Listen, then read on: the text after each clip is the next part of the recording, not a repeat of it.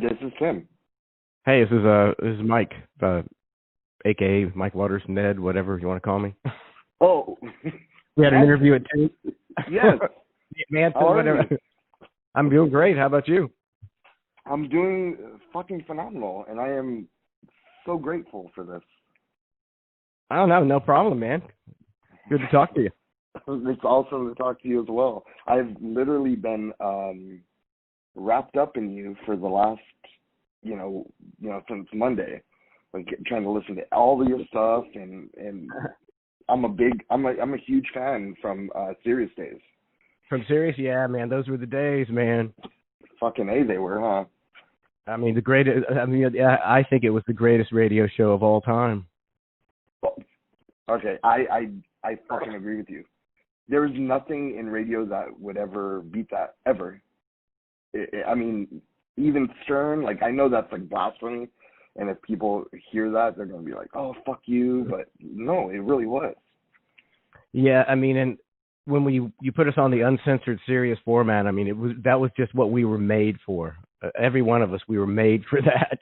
Yeah, and it just, I like to see that, like, it inspired me to get into radio, and then like back in 2009, I created a pirate radio station, and I was just inspired by you guys, and I But that's cool. I mean, go ahead. yeah, and then so that's how I became into music, and that's how I started the magazine, or I absorbed the magazine. It's been around for about 25 years, but Yeah. fucking Are A. you guys doing all right in this digital age with a magazine? Yeah, well, because we keep everything very small, so there's only like four of us that run it, and so Yeah. we just need to pay for the magazine. We're okay, and that's fairly easy. Yeah, I mean that's kind of my situation. It's I went from making a lot of money and then not so much money, and then so I was like, screw this, and now I'm happy just paying my bills through streaming, and I don't have to deal with the corporate bullshit, and I'm just really over that. I can imagine.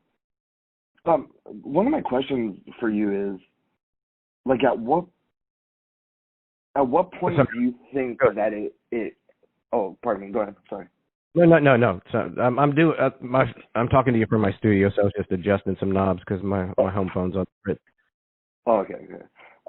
At what point do you think it fell? Because you guys were on track to be a household name, if not already one. I mean, you guys were selling out fucking, Canada and Washington and Arizona. Like, what? At what point do you think that there was a disconnect? I mean, it wasn't just like one thing. I mean, it was just a constant self-destructive thing of where every situation we were in. I mean, the serious thing was the opportunity of a lifetime, and we took it and we just went with it and we crushed it. And then, whoever was in charge completely alienated everybody there, and they didn't want us anymore. They didn't want to deal with the bullshit. And so we got fired from that. Well, no, they just, they were offered us basically nothing, which we should have taken because the platform is unbelievable.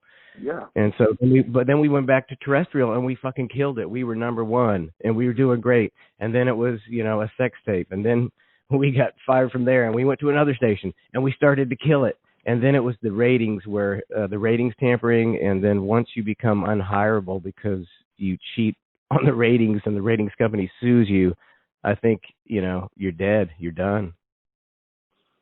How much of it was Ned's fault? The serious. None. It was None? all Okay. all I ever did was my job. I mean, I guess I should have been insubordinate and said, you're telling me to write songs about the bosses at Sirius. I'm not doing that. But the boss told me to write them. I wrote them. Because that's some John Wayne shit. You know what I mean? I mean, in a ways, it's cool to be able to do that, and for a while it was cool telling your bosses to fuck off. But Yeah. then when you don't have a job, it's not so fucking cool. Yeah, it's pretty shitty after that, Yeah. But I mean, like I said, we still crushed it every other opportunity we have, and only like I would say 3 years ago, we were on a station in Tampa. It was called Bubba 98.7. I was doing mornings with Bubba, then I was doing middays with my own show Clusterfuck, and then I was doing afternoons as Ned, and we were killing it, and then the ratings things happened. That was just the final straw. Nobody wanted. I bet we'd been fired by every company in our fucking hometown.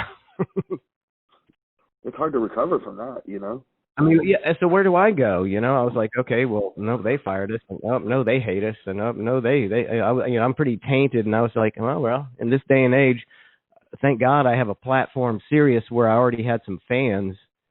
And I was able to jump to that and still able to pay my bills. And you're loved. You go on Reddit. I'm not sure if you're familiar with Reddit, but if you go on there, people, they adore you, man. On Reddit, I'm gonna have to check that out. I'm missing out on the Reddit.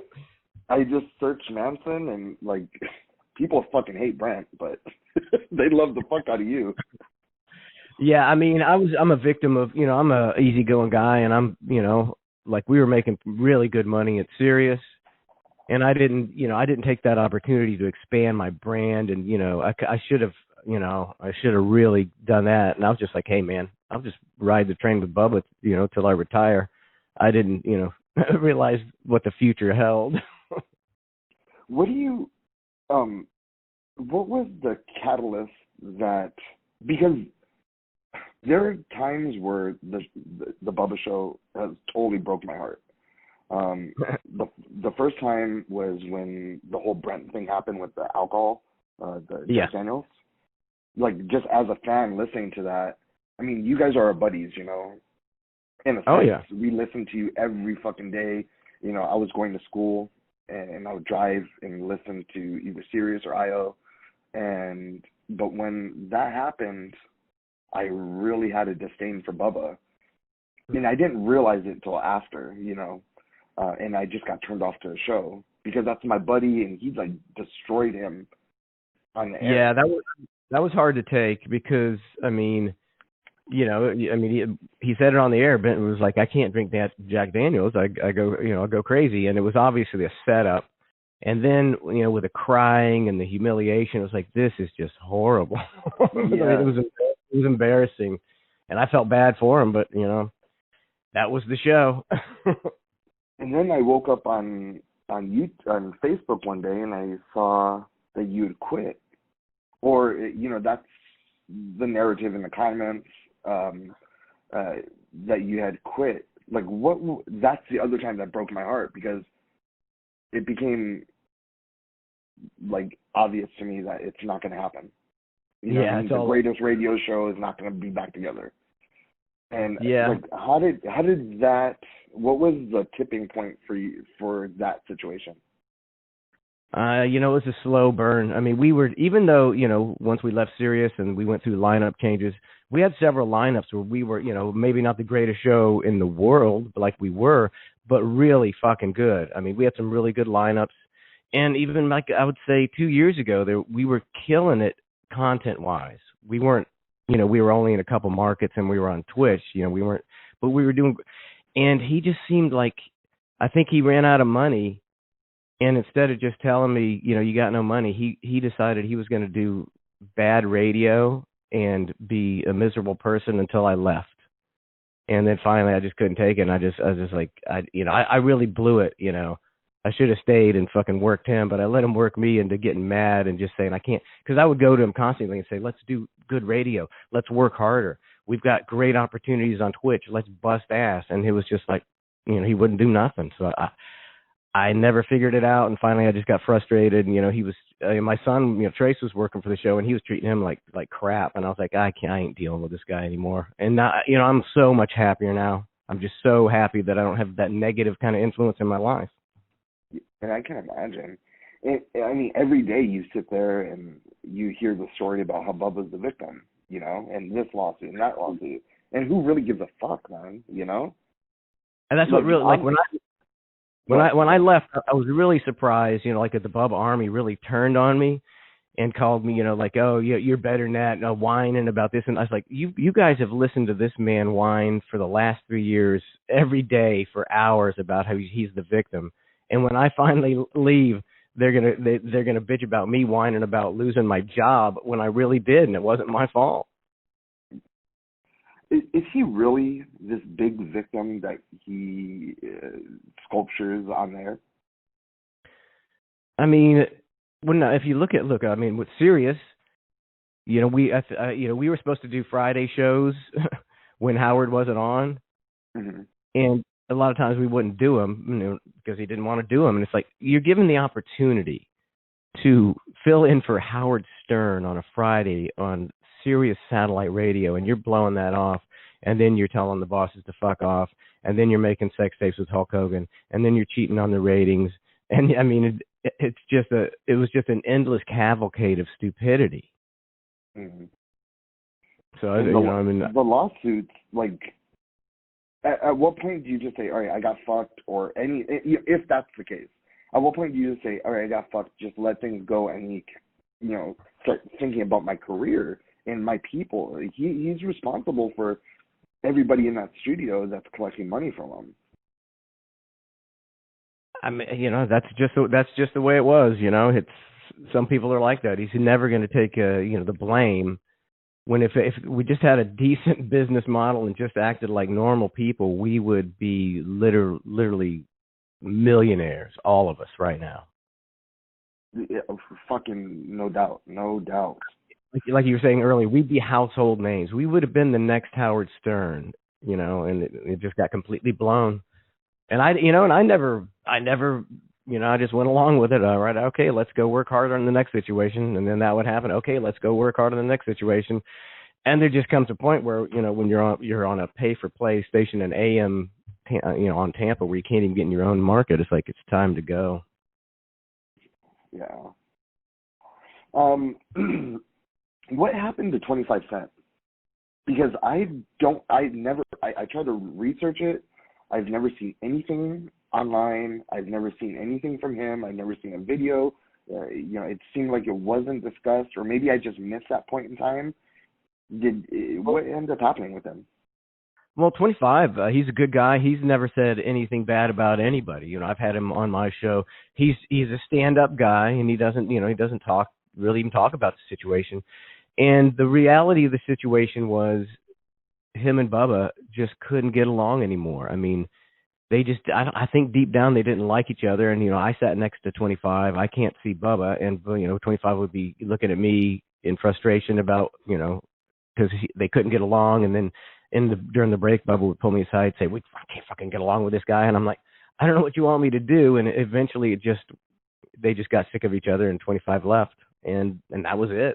It's pretty simple. They got sick of each other. And 25, left, and he pretty much took the high road. He didn't, say anything about it. That's awesome. That's good. That's a good man. You can sort of tell, like, throughout the time that he was there, like, he's just a good dude, and he was always doing right by people. And he was also talented.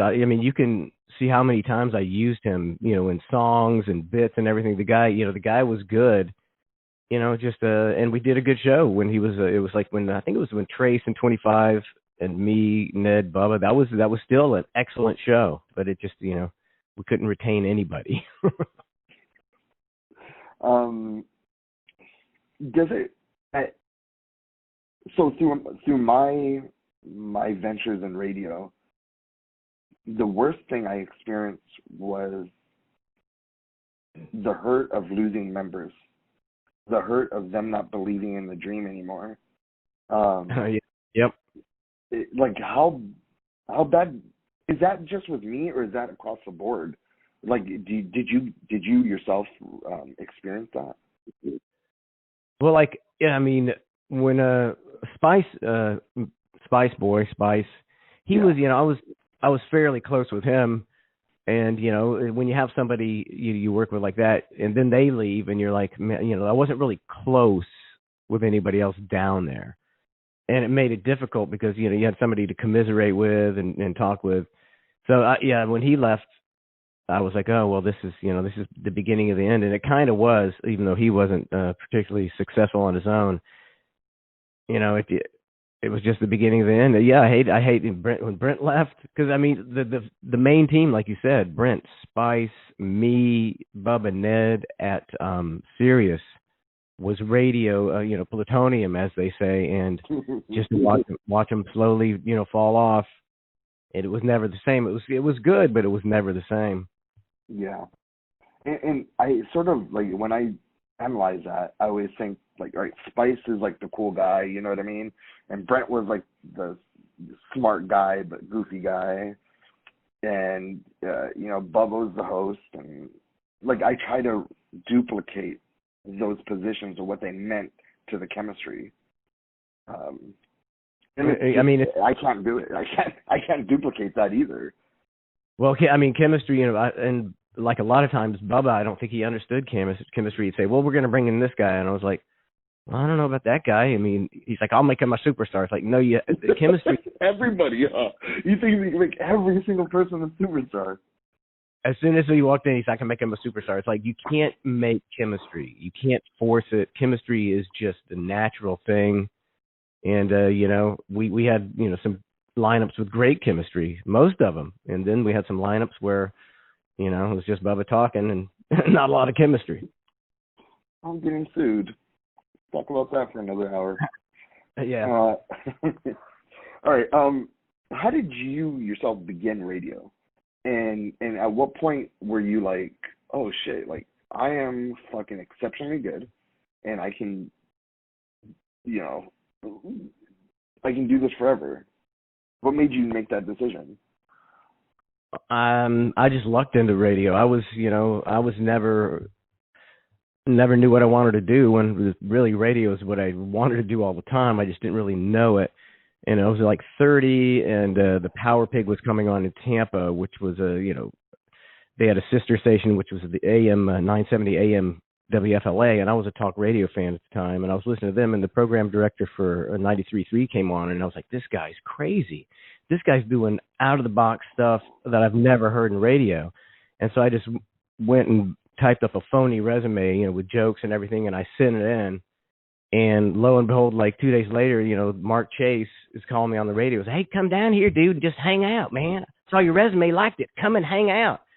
And I weaseled my way in and started writing stuff, and they really liked it. And it wasn't until, I was on the morning show, but it wasn't successful on 93.3. And then MJ Kelly came in, and we had no chemistry, and he just wanted to tell me what to do. And I was like, I'm used to writing everything on my own. And so I went to Iowa, thought I was going to be successful, thought I was doing a great show, but Iowa's a different ball game for people who are controversial and dirty. So they kicked us out I had my own show. They kicked us out after 8 months. And then when I hooked up with Bubba, and after like the first year or maybe two, when we started getting the traction and people were really digging, the Ned stuff and all that stuff, I was like, that's when I realized that I could do this, and I'm pretty fucking good at it. You bring up Ned, and like all of my broken hearts from radio come from you guys. The day I realized he wasn't real, that, like, I swear to God, the only thing I can explain, like, compare it to is, I live in California, when Kobe died. Like, it was, like, I cried, but the second greatest pain was Ned dying. Like, I didn't know. I was so convinced for the longest time, and then I you sort of figure it out, and like the Ned character is so brilliant. Like, how did that come about? Kind of on a lark. When I was in Iowa, I was doing some prank calls, and that was just like, that was the voice I would use to do prank calls, and that was the name, but it really wasn't a character. And then when I got fired and came back to Tampa, started doing mornings with Bubba, and I gave him a call and said, this is it's a prank call, and this is the voice I use. And the next thing I know, he's like starting to talk to me like I'm a real person. we never planned anything on that show. And so all of a sudden I was, a real person, and I was Ned, and it just slowly evolved. And it was, I think we did a masterful job of never letting the cat out of the bag, and never, not for years and years. We played it 100% real, and almost everybody believed it. I mean, almost everybody believed it. Did ever people come up to you, like, when in the height of things, and ask you, like, hey, like, just celebrities, like, is Ned real? Did they ever? Yeah, for sure. Oh, yeah. I mean, I would get that. And I would just, be very vague. I mean, you hear him on the radio, don't you? I mean, you hear him, and we would do things where we would talk, at the same time and do bits together. And I think we did a really good job. Were you interviewed on that? I remember that vaguely back in the day. When what? Oh, yeah. You interviewed Ned. Yeah, I mean, we did all kind of stuff like that, and people believed it and they loved it. I mean, he did a masterful job, and we were pretty good at dancing together on that. But I mean, it was a little frustrating, after like 10 years, and since it's it's not like Ali G where that he's playing all these characters, Sacha Baron Cohen. It's like I'd go up to people and they'd be go, "Oh yeah, Manson, we like you, Manson, but man, that Ned's he's the man." And it's like, well, that's me, it's fucking me. You like me better than me, and I don't. You don't even understand it. It's really me. It does get in your head a little bit. Do you have resentment towards them? No, God, I love the character. I mean, I love the character dearly. I love that character. I think it was the greatest character in radio. Oh. And I give credit where credit's due. It was created. We molded it on the air and made it. It was a masterful job. But it's still. I love the character. I do him. I do a show every Friday for 3 hours. 8 to 11 is Ned, and I get drunk and I get high and I get crazy and do 10 parody songs, and I got a real strong, loyal group of people who love it. I'm just bad at marketing. I got the best fucking show streaming every day for 3 hours, and very few people know about it. So in a couple of years, when I get the marketing down, look out. I think you take that Ned character on TikTok, you take that Ned character on Instagram, and in very short clips and just being shocking, you have yourself gold mining, brother. I promise you that. Yeah, I know. It's like doing that. You wouldn't have any. It's just me, and it's my wife, and it's my 28-year-old son, and a couple friends and a couple other family members stop by occasionally, but. You wouldn't believe how hard it is to just fill 21 hours as 3 people. And my wife is, she's got a job. So it's basically just me, and my son just trying to fill it. Because I've heard the other morning show, major morning shows talk about it's really hard to fill the time. And it's like, yeah, and you try to fill the time during riots and COVID and try to be funny. Yeah. It sucks. Sucks. If you ever need anything, I am more than happy to help you, just as a fan, as a person that respects you and what you've accomplished for the world in radio. I have no problem, helping with a poster or two, or making a little video for you to help market yourself. We would. I'll appreciate anything anybody could do for me, because right. we're pretty good people, and we're trying to make it being honest and giving a good product, which isn't. Really great business model, because everybody in this day and age is just cheating and trolling everybody. Oh, but it's fucking horrible. We put out a good product and we bust ass, 5-6 days a week. So, and it's growing. It's just slow. So as soon as I start learning how to market, everything I do, I believe, is going to be the next greatest thing in the world. And every project I've ever undertaken, I put my heart and soul in it, and that's what I'm doing with this. And I'm not a big Nick Saban fan, but one of his quotes is, "Don't focus on the results, focus on the process." And I'm just going to keep doing good shit till somebody finds it. That's fucking awesome. I believe in you, brother. If anybody can do it, it's you. Well, thank you very much, Tim. Was your father-in-law Ned at Bubba Palooza? Yes, he was. Oh, fucking A. I didn't know if that was true. Yeah, we started out, and I was dressing up, and it was obvious that I was in my 30s back then. It was super obvious I wasn't a 7-year-old man. And I found it very awkward, and so I came up with the idea. Well, why don't we look? Because I based the character off of him, with the beard and everything. I said, well, and the bandana. Like, well, let's just use him, and it worked out fantastic. And nobody ever said. I don't know whether they didn't notice, because meeting somebody in person is different than seeing them on stage. And Bubba would turn the lights like super low to where you could hardly see me. But nobody ever said. And going back to what you said about being heartbroken about Ned. I heard a story from one guy. I think it was in Vegas. We were playing the fucking Hard Rock in Vegas, and we were killing it. Just we record alcohol sales sold out, just killed it. And this one guy comes up to me. He's like, "Man, I just saw a guy in the bathroom, and he walked in, and he punched a hole in the drywall, and he said, 'I just found out Santa Claus isn't real.'" And that's the kind of reaction people had. They were devastated when they found out Ned wasn't real. David Wells, the pitcher for the Yankees, he pitched a perfect game, no hitter. That was about 15, 20 years ago. He was a superstar. And when Bubba told him that Ned wasn't real, I think he actually cried. Well, you become to love these people, you know what I mean? That are in your, like, they form who you are at that time period, especially when you're really wrapped into them.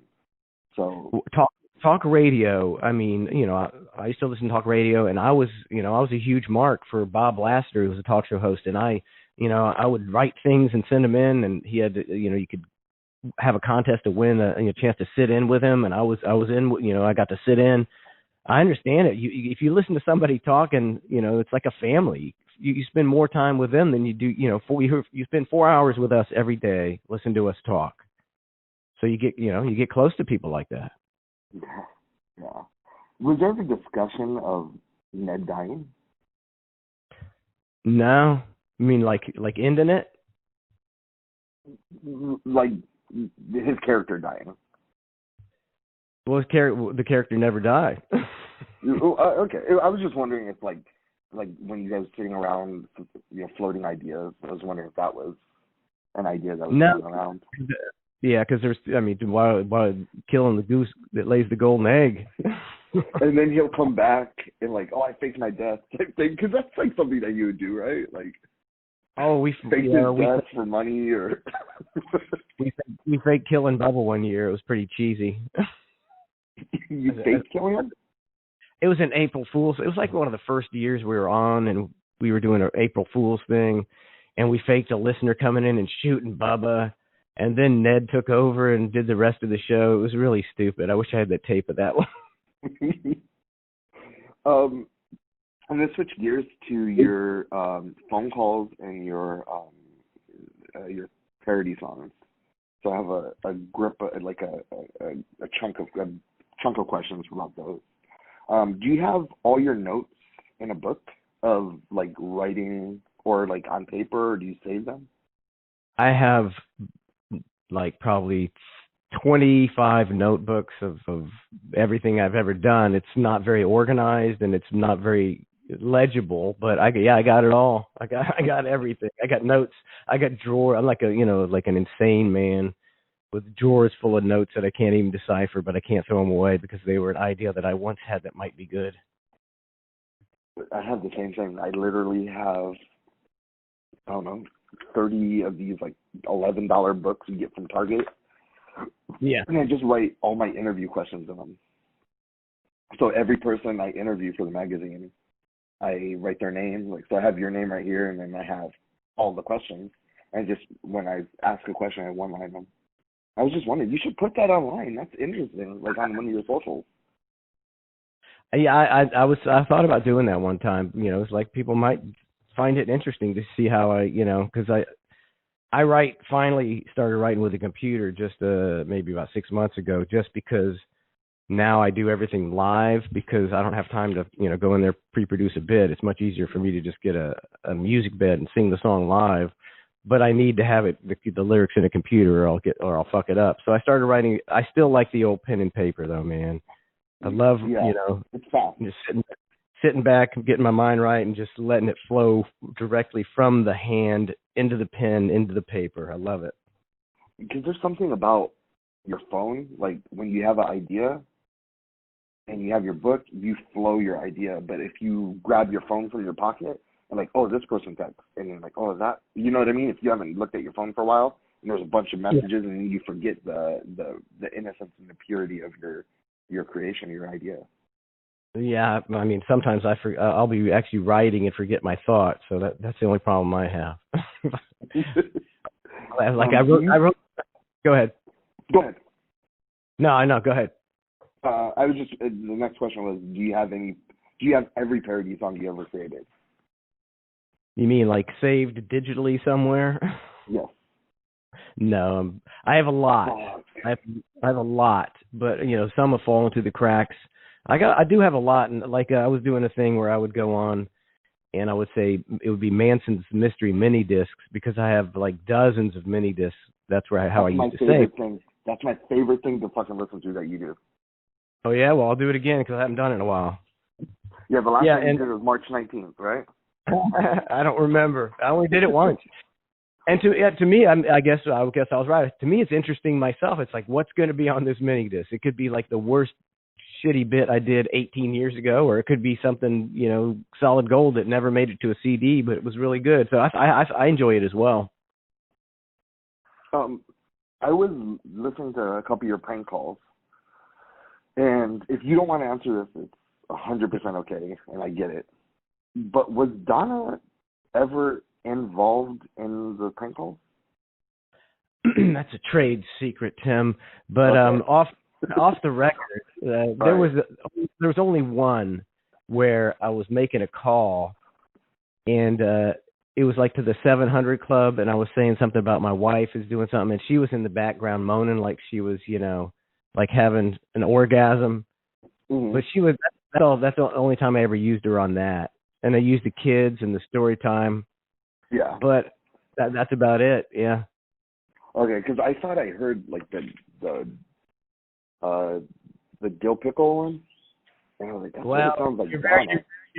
You're very perceptive, Tim. Off the record, that was her sister who sounds exactly like her. Oh, all right, that's scratch. I'm gonna scratch that one. Because when I did that, I was like, I just put in a BTLS Manson, and I let YouTube tell me what to listen to, and I listened to that, and I literally, like, since we agreed on the interview, I work for like a government contractor, and all day at work, that's literally my hour and a half commute, and you for, I don't know, 10 hours a day for 4 days straight. It's definitely so that's why. Look, I mean, I used to work. My dad had a shredding business, a paper document shredding business, and if I hadn't had talk radio to listen to, I mean, I would have blown my brains out with boredom. It makes things go by so much faster when you get a good talk show. It fucking does. I used to listen to you. I used to work for the city. I was in the military for 12 years, and then I got out. So I used to listen. We used to listen to you while we're building engines. I was a jet engine mechanic. Oh yeah. And cool. Then I left the military, and then I went to work for the city to do water and wastewater management. And I would go and be a water meter for the first part of it, and that's what I would listen to BTLS. I would be more excited for that than Howard. Especially Friday shows. It starts at 10. I was like, fuck yeah, let's do this, man. Yeah. I mean, we can get after it too, man. Did you ever feel guilty for fucking with people on the prank calls? No, I don't think I ever did anything that, I mean, so I'm a dick to people a little bit. I mean, just making fun of people. I never did anything hateful. I never felt guilty at all. The guy with the nuts in the truck. Nuts. That was funny. Yeah. The best when they want to fight me, that was the best. That's the thing. You got to get somebody who, if you get somebody who's like really got a good voice and they're easily get worked up. It's like, you got solid gold. Yeah, for sure. Great. Now I'm gonna go into your programming for your channels and your goals. So that's what this subject. All right. Are you ever gonna do a Brent Hatley concert? Brent said he wanted to do a show with me, and he was moving down to Tampa to do a show with me, and then he completely blew me off. So I don't really plan on doing anything about Brent ever again. Because I've told it before. It's like a lot of people didn't like Brent. Tons of people didn't like Brent. Where we worked, people didn't like Brent. I always tried to be nice to him. I got along with him fine. I put him in my comedy shows, and then for him to turn around and do to kind of diss me, it was like, I can't win for losing, Tim, with people fucking stabbing me in the back, and it really makes me feel like I don't want to be a good guy anymore, because all they do is get shit on when all I've ever tried to do is help people. Yeah, don't lose that good part of you, Manson. No, we do. We're very positive, man. We're super positive on our programming. And, hey, Brent Hatley, he was not interested in doing a show with me. Let me tell you, the show would have been successful with me. Fuck yeah. And if you check out his show now, Lord have mercy. Not good. I ain't saying nothing about it. I was always Brent's friend. I made a few comments on the air like he dissed me, and I got nothing to do with him, but I'm not going to trash him. But, I don't. He came from Stern. I could have helped him capture thousands of listeners, and we could have shared those listeners. Now he's got 100 people listening to him. I don't get people, man. So on Reddit, about 15 days ago, there was a post talking about your conversation with Brent. One of the things that was said in that post is you said that he got fired, that he told you he got fired. How true is that statement? I did not. I was talking, and I was saying, and Brent, he came to me and he said that, he was leaving Howard, and I was like, I don't know whether he's really leaving or else he got fired. I said that. I put it as a conjecture, because who leaves Howard Stern? That's what I'm saying. Howard Stern to start up your own Twitch channel. Who does that? Nobody. That's the equivalent of me saying, "Oh, I'm going to quit my job so I can be a YouTuber." Yeah, when I got the greatest job in the world. Yeah. Working for the king of all media. But hey, I didn't say he got fired. He was like, naturally he texted me, "You quit slandering me." It's like, well, from somebody, you ain't getting, you're a fucking public figure. You ain't getting slandered. I posed a question and said maybe you got fired, and that's all I said. So I ain't got nothing to do with people who aren't loyal. How big of a role did Brent play inside the BTLS glory days, on the serious days, in regards to programming, in regards to ideas? Because from an outsider looking in, I was sort of under the impression that, like, Brent's the man, he's the one that kept that show together. But at the same time, I wasn't there or part of that, so I'm pretty sure my assumptions might not be 100% true. I mean, Brent was, he was a master at, weaving his way into, like he, wormed his way into the Bubba Lussman show, and that's why Bubba fired Cowhead, because like I'd rather replace him with Brent. He's really good at that. He was good on the air. I never had a problem with Brent on the air. A lot of people didn't like him, but that makes for good radio when you have a divisive character on the air. And I thought he was good in that way, and he was Bubba's right hand man as far as whatever Bubba needed, Brent would do. He didn't really have that much to do with as far as producing. He was just more of Bubba's right hand man. Like if you ever there was a good guest, like a band that came through, that was Spice who would do that kind of shit. Okay, that's interesting. That's interesting. Glad to know that. What is your goal through this whole situation? Like, what do you, if you had to eventually, make a wish to make everything come true, what does your empire look like? I mean, I would love to have, like, we stream 3 hours a day, 3 to 4 hours a day. I would love to, make enough money where I could bring a couple of really good people in and do more streaming and have a channel that was some really quality programming, uncensored, balls to the wall, under the parameters of, today's snowflake society, obviously. And I've been famous. I was fucking famous. I mean, I was, performing for 5,000 people, and I really loved it, and I cherish those times, and they were unbelievable times. But I'm pretty happy as long as I can pay my bills and, sit on the porch with a cold beer. I want to pay my bills, but I love what I'm doing now. I'm beholden to nobody, and I'm putting really good stuff out there. And I just I would love for this stream to be incredibly popular one day, because it deserves it. We do a great show. It's not Bubba the Love Sponge.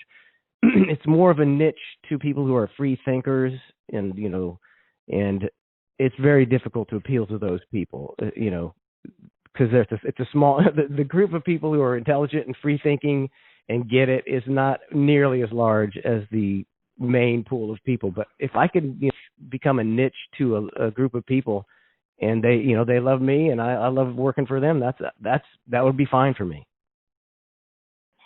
Awesome. All right, I have 3 questions wrapped in one. Okay. And they might all come together. The last time you were inspired, what is your inspiration, and who's your favorite artist?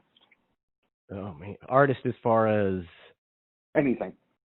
Okay, I would have to say your creative mind, and your mind to me is beautiful. So I would love to know how that mind gets, triggered.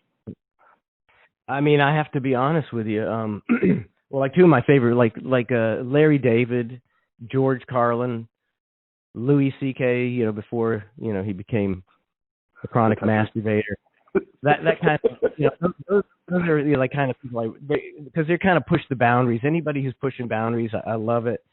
And to get inspired, I mean, I write at least 2 songs a week, sometimes 2 songs and maybe an editorial and a story time. And it's I've been doing that. I had to ramp it up now because it's all me. So I do that every week, and it some Mondays I'll sit down and go, all right, what do you got for this week? Nothing. So I got to go to the medicinal cannabis, and then it just magically comes. It's never failed me. What is your strain that you love? Free. I get a lot of free stuff still from that. People get, how people are that smoke. They're very generous. Oh yeah. But I like and look, I've been smoking for 35 years, and I still can't get it right. I think sativa, the one that's more creative and energy, that's the one, right? Yeah, that's it. I mean, just give me some sativa, and I'm good, man. I don't care what strain. It always works for me.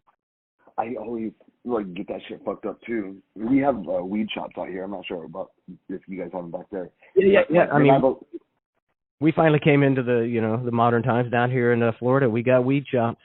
Oh fuck yeah! Well, I always look at, you're not allowed to have your phone out in the weed shop, and I always forget oh shit, do I want indigo or sativa? So I have to look it up real fast and hide it. You're always yelling. Yeah. But it's I love going into the shop, and some guys selling just say, hey, try this, it's great, try this, it's great. It's clean and nice, and everybody's friendly. I love going to the dispensary. It's fucking insane. And then the last question is the last time you were inspired. Inspired. That's a tough one. I'm trying to think. You finally stumped me. I guess I'm not inspired very much. I mean, inspired to what? To write something, to do something, to any inspiration that hits you? When's the last time, like, oh fuck, you know what I mean? Like I mean, aha moment.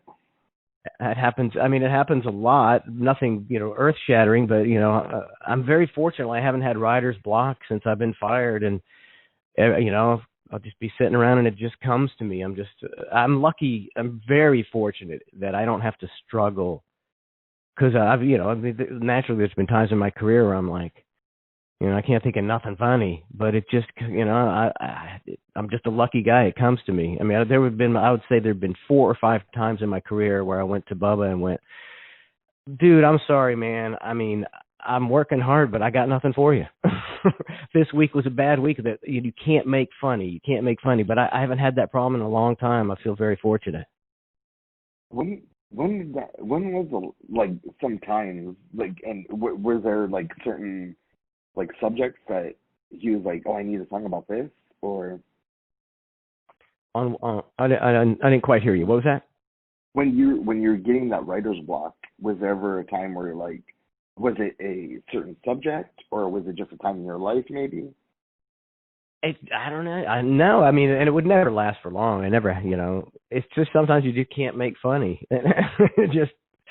It's, to make funny, you're not a stand-up comedian. You just got to make, something funny and create a bit out of nothing. And if nothing's going on, sometimes it just doesn't happen. I haven't had that problem in a long time, so I got my fingers crossed. You mentioned, free thinker, and if we don't want to put this in the mag, that's fine as well.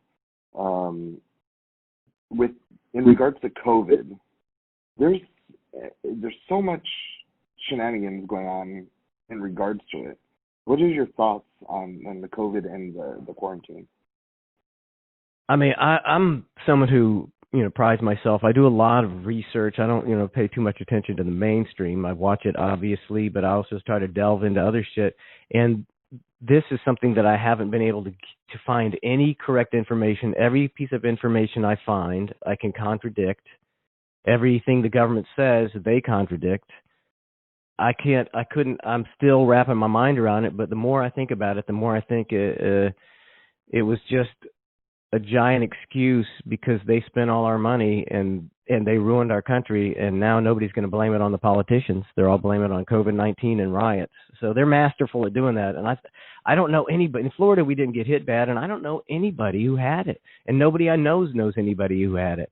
And it's hard to be concerned about something that doesn't affect anybody when it's destroying livelihoods and businesses. Well, I had it back in January. Did you get tested? Did you get tested and you had it? Yes. And how was it? I used to be a smoker. I started smoking in 2000 when I was 25, and I'm 37 now. And I stopped smoking. Like, just stopped smoking. Like, it wasn't. It just stopped because I couldn't smoke because of. And when I say smoke, cigarettes. I smoke cannabis as well, but I haven't smoked since I But I haven't smoked since I had it. I had a fever of 103.7,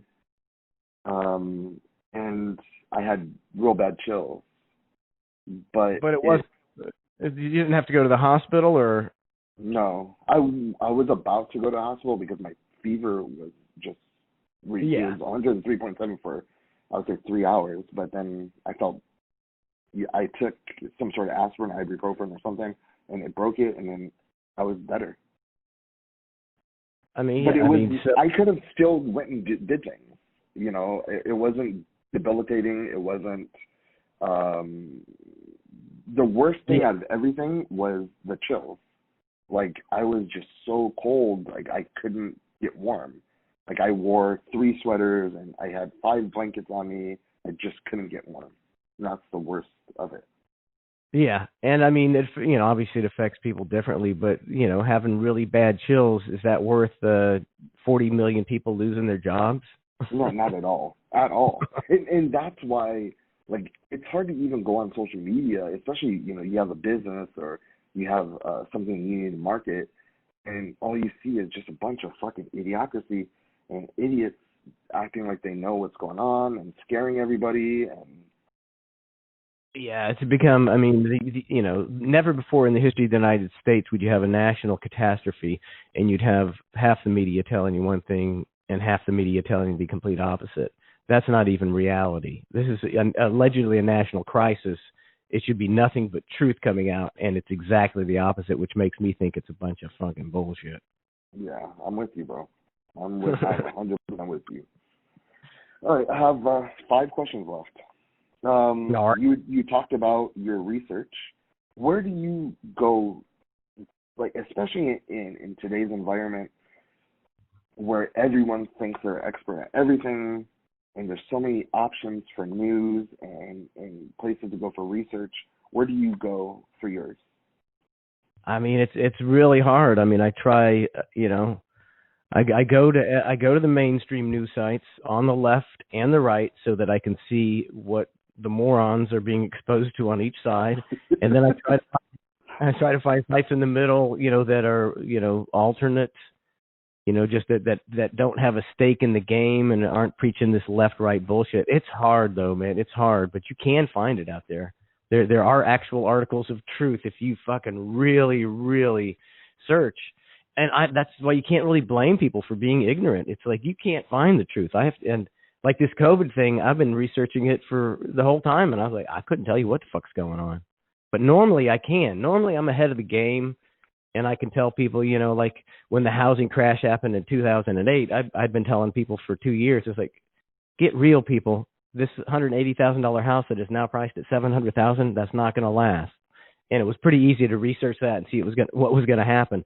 But this COVID thing, I mean, and then you look in the news and, it's QAnon and it's the deep state against Trump. They've got so many theories out there. The mainstream media is throwing so much shit out there. How is anybody supposed to know what's real? And then that's when they got you by the balls. So hey, I tell everybody, Tim, enjoy life right now because it's still pretty good, but you never know what they got in store for us. This is a bunch of bullshit. You mentioned QAnon, and you talked about doing research. What is your opinion on that? As far as I'm concerned, QAnon is either an answer or just some more bullshit. And if it's more bullshit, then I'm ready to just pack it in and say fuck the government and then just me live my life and not even care. Like, just let them do what the fuck they're gonna do. I think QAnon is just another thing that's thrown out there so that people, you can confuse the public because there's definitely a segment of the population who's going, the reason Trump's doing so bad is because of the deep state conspiracy to destroy his presidency, when actually he wants to change everything and arrest the pedophiles and change the entire, way we do things. And it's like, so what do you believe? I don't know what to believe. I would say I would give QAnon a 0.05 chance of being true, but I don't say 0%. Yeah. It's a good theory, whoever created it, if it's real or if it's fake, fucking creative as fuck.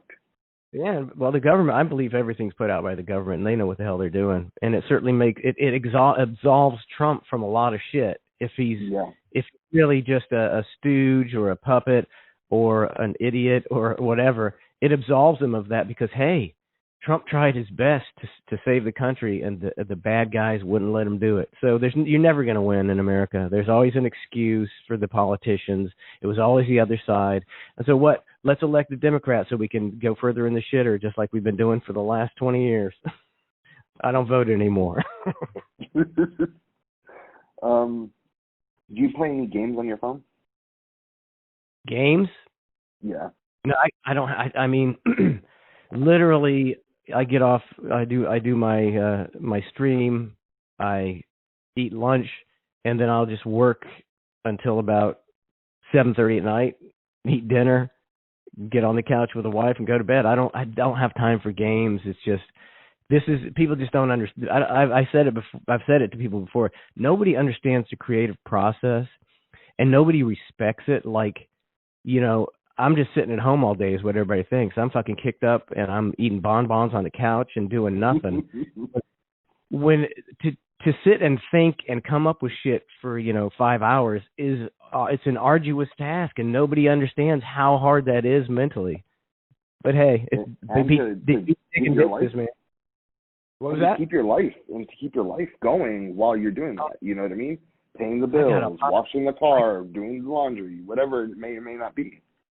I got 5 acres to mow today. Jesus God. Okay.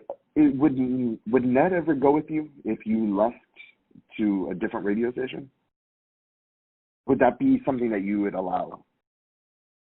Absolutely. Well, I mean, I resigned myself long ago to knowing that Ned is, the best thing I do. I mean, just because it's just because it's not called me, it's the best thing I do. So I would, everything.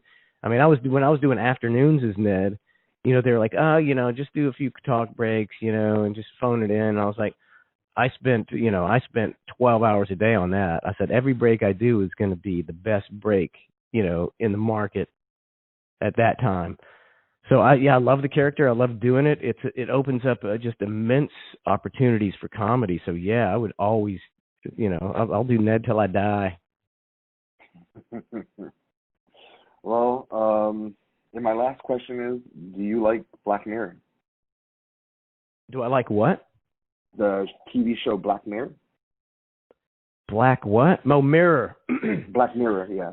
Yeah, I've seen it a couple times. I mean, it seems like it's hit or miss. I liked a couple of them a lot, and then a couple of them I was like, this is whacked. But yeah, I like it. I for some reason, every time I see, or it's my favorite show, and when I watch it, I think, man, I wonder if Manson's into it. I mean, I'll have to check it out again. Unfortunately, like since I started streaming, my TV watching has gone down to like, 1 or 2 shows. It's like Rick and Morty is all I watch now. It's awesome, man.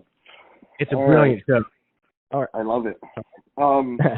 Mike, I just want to say thank you for your time. Thank you for your everything you have given to radio, and thank you for your inspiration to me as a creator, and I appreciate it. Well, I mean, if I inspired you in any way, that makes me proud that I was able to do that. Because like people would call up, you think, oh, you're just a schmo, you're just a radio guy, you're not doing any good in the world, and you'd have a guy call up and say, hey man, you guys got me through some hard times where I was really contemplating doing some bad things, and you guys pulled me out of it. So I've always been proud that we. Even though we were just some stupid radio guys, we actually did make a difference in some people's lives. You did.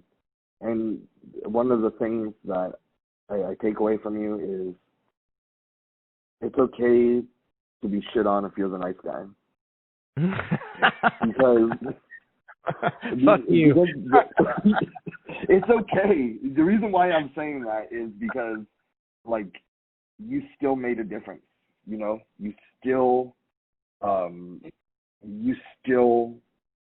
never changed yourself because of your surroundings.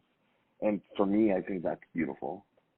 Well, thank you very much. I've always, tried to do things in an ethical way, and I'm still doing that. And hopefully it works for me.